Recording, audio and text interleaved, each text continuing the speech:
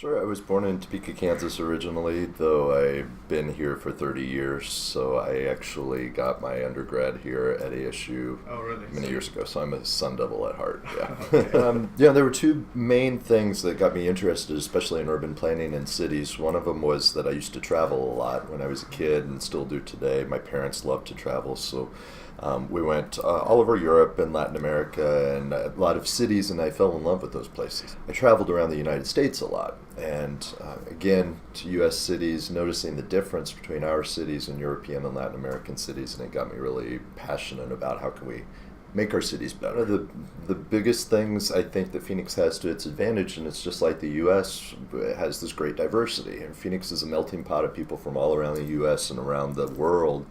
And I think that that's a big asset. That really my involvement is more through the students and the activities that we do here through planning, through the student associations, through things like that. So I encourage the students to try to get involved in activities. Well, and I think that's a big part of urban planning in general because we're such an interdisciplinary field. I mean, planners don't just plan and then implement things on their own.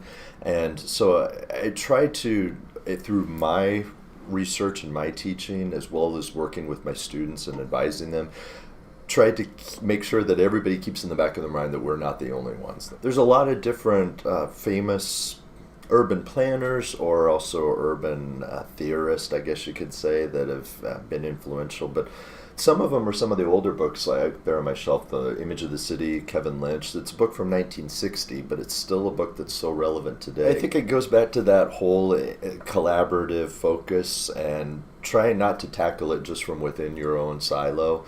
And I think that we all fall into that. We just think within our own way of thinking.